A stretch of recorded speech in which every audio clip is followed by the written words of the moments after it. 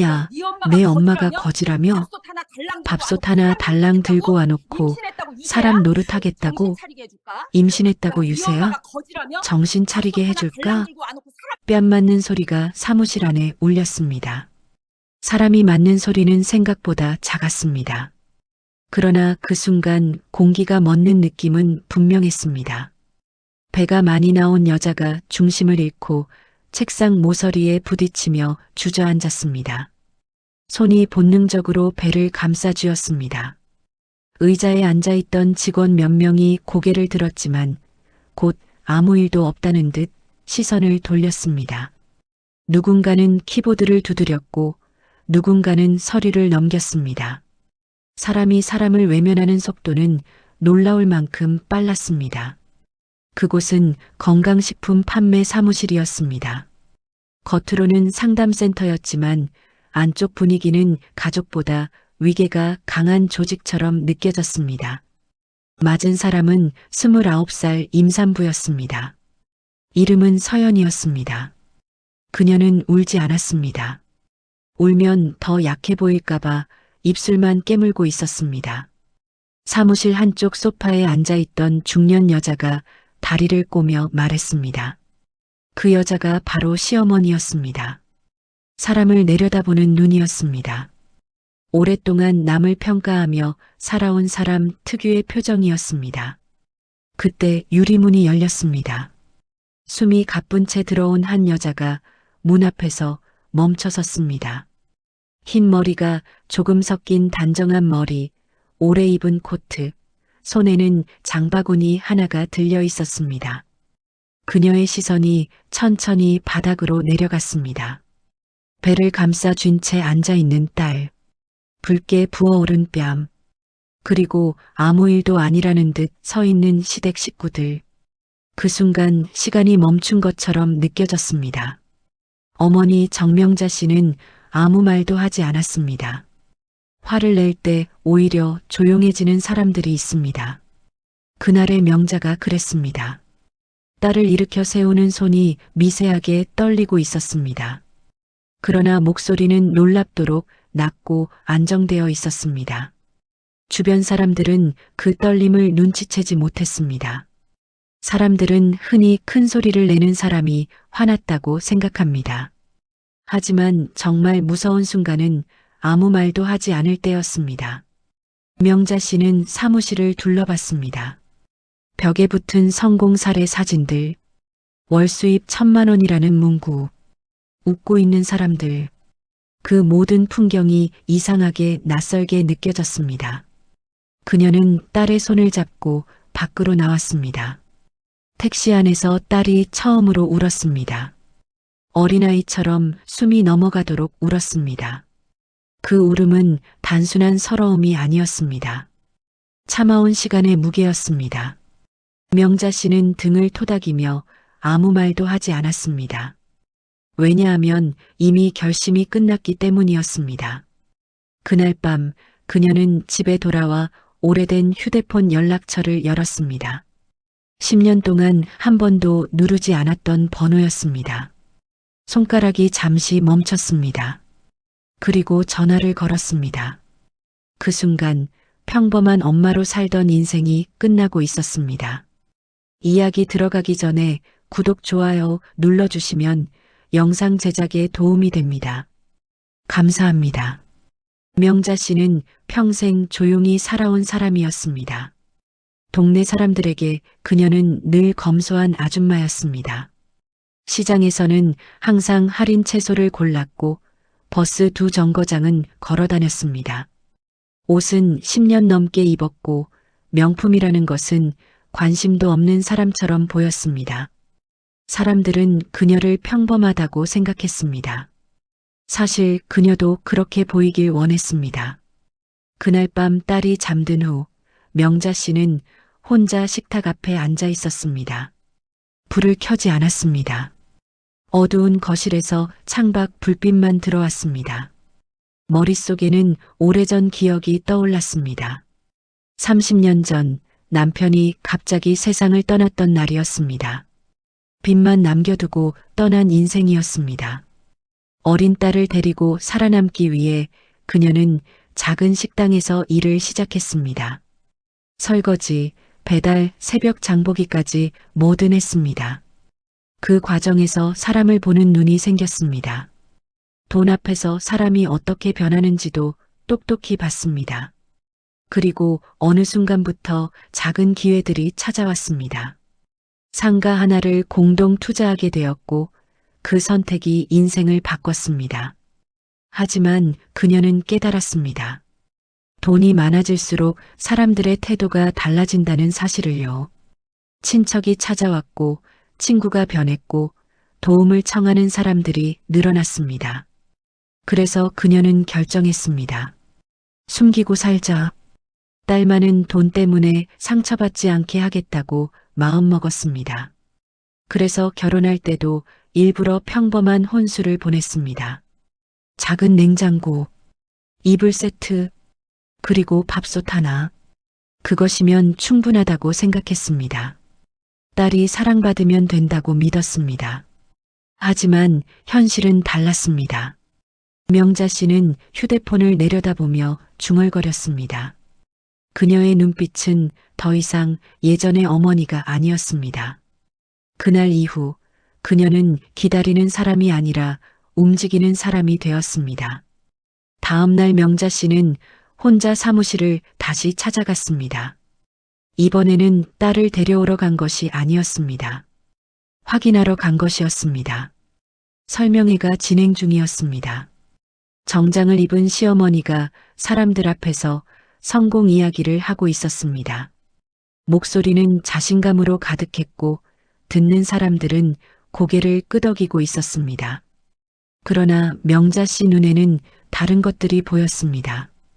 과장된 효능 설명, 불안한 노인들의 표정, 서둘러 계약서를 내미는 직원들, 특히 한 노인이 환불을 요구하자 분위기가 급격히 달라졌습니다. 친절했던 목소리가 차갑게 변했습니다. 명자 씨는 조용히 휴대폰을 켰습니다. 녹화를 시작했습니다. 그녀는 깨달았습니다. 이곳은 가족 문제가 아니라 사람을 이용하는 구조라는 것을요.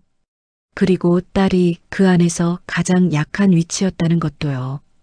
건물 밖으로 나왔을 때 명자 씨의 걸음은 더 이상 흔들리지 않았습니다. 이미 선택은 끝났습니다. 그날 오후 명자 씨는 한 남자를 만났습니다. 오랫동안 함께 일해온 관리인이었습니다. 서류 가방이 테이블 위에 놓였습니다. 등기부등본, 임대계약서, 체납 내역, 모든 것이 정리되어 있었습니다.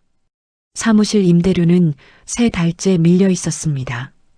민원도 쌓여 있었습니다. 명자 씨는 서류를 천천히 넘겼습니다. 손끝이 더 이상 떨리지 않았습니다. 그녀는 조용히 말했습니다. 이제 평범한 삶으로 돌아갈 수 없다는 걸 알고 있었습니다. 하지만 딸을 지키는 일이 먼저였습니다. 그날 내용 증명이 발송되었습니다. 누군가의 사업이 아니라 누군가의 오만이 끝나기 시작하는 순간이었습니다. 일주일 뒤 사무실 분위기가 달라졌습니다. 임대료 독촉 공문이 도착했고 직원들 사이에서 소문이 돌기 시작했습니다. 건물주가 직접 움직였다는 이야기였습니다. 시어머니는 처음에는 웃어넘겼습니다. 자신에게 이런 일이 일어날 리 없다고 믿었기 때문이었습니다. 하지만 관리실 호출을 받고 내려간 순간 표정이 굳었습니다. 계약 해지 통보서가 건네졌습니다. 그녀의 손이 처음으로 떨렸습니다. 세상에는 돈보다 무서운 것이 있습니다. 자신이 무시했던 사람이 사실은 결정권자였다는 사실입니다. 그날 밤 그녀는 병원으로 향했습니다. 며느리에게 처음으로 사과하기 위해서였습니다. 그러나 그 사과가 진심인지 두려움 때문인지 아무도 알 수 없었습니다. 그리고 명자 씨는 병실 창가에서 그 모습을 조용히 지켜보고 있었습니다. 이제 이야기는 끝이 아니라 시작이었습니다. 병실 문 앞에는 잠시 이상한 정적이 흘렀습니다. 노크 소리가 나지 않았습니다. 대신 문이 아주 조심스럽게 열렸습니다. 시어머니였습니다. 며칠 전 사무실에서 사람을 내려다보던 모습은 보이지 않았습니다. 어깨가 눈에 띄게 움츠러들어 있었습니다. 병실 안은 조용했습니다. 서연은 침대에 기대 앉아 있었고 창가에는 명자 씨가 서 있었습니다. 아무 말도 하지 않았지만 두 사람 사이에는 단단한 벽이 세워진 듯 했습니다.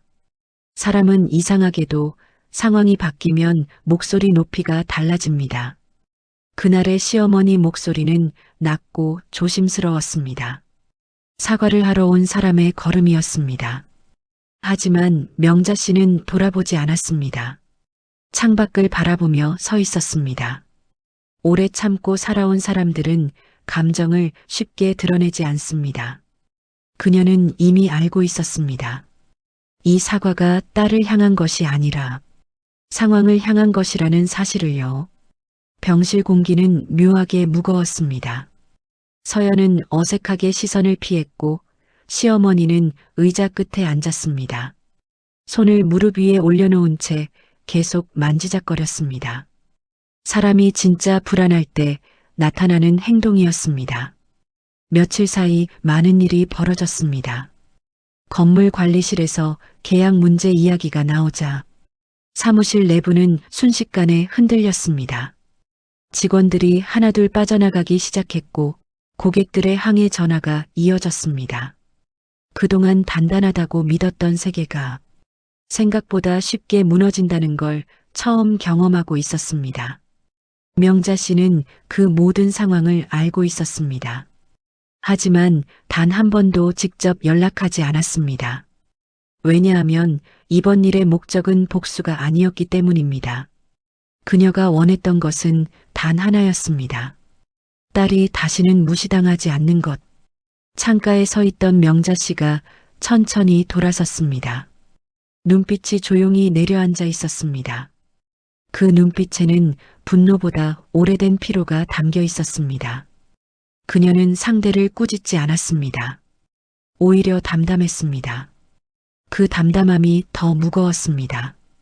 시어머니는 처음으로 고개를 깊이 숙였습니다. 그러나 병실 안 누구도 쉽게 말을 꺼내지 못했습니다. 사과라는 것은 말보다 시간이 증명하는 것이기 때문입니다. 그날 이후 관계의 균형이 완전히 바뀌기 시작했습니다. 소문은 생각보다 빠르게 퍼졌습니다. 건물주가 며느리 장모라더라. 처음에는 농담처럼 시작된 이야기가 동네 상가 전체로 번졌습니다. 사람들은 이름을 확인하기 시작했습니다. 등기부등본, 건물 명의, 관리회사 대표, 모든 곳에 같은 이름이 적혀 있었습니다. 정명자. 그제야 사람들은 이해했습니다. 왜 그 여자가 그렇게 조용했는지, 왜 화를 내지 않았는지, 진짜 힘을 가진 사람은 대개 설명하지 않는다는 사실을요. 시어머니는 집에서 거의 나오지 않았습니다. 전화가 계속 울렸습니다. 투자자, 회원, 직원들. 누군가는 책임을 물었고 누군가는 손절을 준비했습니다. 평생 남을 평가하며 살던 사람이 처음으로 평가받는 자리에 서게 되었습니다. 그 시간은 길고 낯설었습니다. 반대로 명자 씨의 집은 이상할 만큼 조용했습니다. 그녀는 평소처럼 시장에 갔고 평소처럼 반찬을 만들었습니다. 달라진 것은 단 하나였습니다. 딸의 표정이었습니다. 서연은 조금씩 웃기 시작했습니다. 눈치를 보지 않고 밥을 먹었고 전화가 울려도 불안해하지 않았습니다. 명자 씨는 그 모습을 보며 깨달았습니다. 자식에게 필요한 것은 돈이 아니라 등 뒤에 서 있는 사람이라는 것을요. 가장 늦게 움직인 사람은 남편이었습니다. 서연의 남편 준호였습니다. 그는 그동안 중간에 서 있었습니다. 어머니와 아내 사이, 갈등을 피하려고 침묵을 선택했던 사람이었습니다.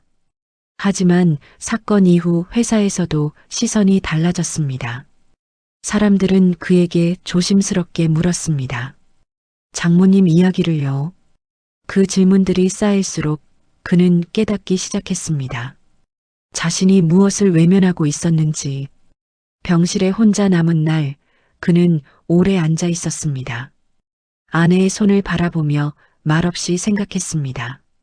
그 손이 얼마나 많은 시간을 견뎌왔는지, 그리고 자신이 얼마나 늦었는지. 그날 이후 그는 처음으로 어머니에게 말을 건넸습니다. 목소리는 크지 않았지만 단호했습니다. 가족의 중심이 이동하는 순간이었습니다. 며칠 후 명자 씨와 서연은 집 근처 공원을 걸었습니다. 겨울 끝자락의 공기였습니다. 서연은 조심스럽게 물었습니다. 왜 지금까지 아무 말도 하지 않았냐고. 명자 씨는 한참을 걷다가 벤치에 앉았습니다. 그리고 처음으로 자신의 이야기를 꺼냈습니다. 돈 때문에 무너진 가족들을 많이 봤다고 했습니다. 형제가 원수가 되고 부모가 부담이 되는 모습을요. 그래서 딸만은 평범하게 살길 바랐다고 했습니다. 사람이 아닌 조건으로 평가받지 않기를 원했다고요. 하지만 이번 일을 통해 깨달았습니다. 숨기는 것도 항상 정답은 아니라는 것을요. 지켜야 할 순간에는 누군가 앞에 서야 한다는 사실을요. 서연의 눈이 다시 붉어졌습니다. 이번에는 서러움이 아니라 안도였습니다. 봄이 오기 시작했습니다. 사무실은 결국 정리되었습니다. 시어머니는 한동안 모습을 보이지 않았습니다. 어느 날 작은 반찬통이 집 앞으로 배달되었습니다. 직접 만든 김치였습니다. 말 대신 건네는 방식이었습니다. 명자 씨는 잠시 그것을 바라보다 냉장고에 넣었습니다. 용서는 선언으로 이루어지지 않습니다. 시간 속에서 천천히 자라는 것입니다. 서연은 아이를 무사히 출산했습니다. 아기를 안고 있는 딸을 보며 명자 씨는 처음으로 깊게 숨을 내쉬었습니다. 긴 싸움이 끝난 느낌이었습니다. 그녀는 다시 평범한 엄마로 돌아가고 있었습니다. 하지만 이제는 달랐습니다. 누군가가 딸을 함부로 대할 수 없는 세상이 되었기 때문입니다. 그리고 그 사실만으로 충분했습니다. 이 이야기를 끝까지 함께 해주신 여러분께 조용히 한 말씀 드리고 싶습니다. 우리는 살아오면서 참 많은 순간을 견디며 지나왔습니다. 누군가의 아내로, 누군가의 엄마로, 또 누군가의 며느리로 살아가느라 정작 자신의 마음은 뒤로 미뤄두었던 시간들이 있었을 것입니다. 참는 것이 어른이라고 배웠고 말하지 않는 것이 가족을 지키는 일이라고 믿으며 수없이 마음을 접어보셨을지도 모릅니다. 하지만 오늘 이 이야기가 전하고 싶은 것은 단 하나입니다. 늦었다고 생각하는 순간에도 사람의 인생은 다시 시작될 수 있다는 사실입니다. 조용히 살아온 시간은 결코 약함이 아니었습니다. 그 시간들은 여러분을 단단하게 만든 힘이었고 누구도 대신 살아줄 수 없는 소중한 인생의 기록이었습니다. 혹시 지금도 마음속에 꺼내지 못한 이야기 하나가 남아있다면 오늘만큼은 스스로에게 이렇게 말해주셨으면 좋겠습니다. 나는 충분히 잘 살아왔다. 이제는 나를 위해 살아도 된다. 여러분의 오늘이 어제보다 조금 더 편안하고 내일이 오늘보다 조금 더 따뜻해지기를 진심으로 바랍니다. 이 이야기가 잠시라도 위로가 되었다면 다음 이야기에서도 다시 만나 뵙겠습니다.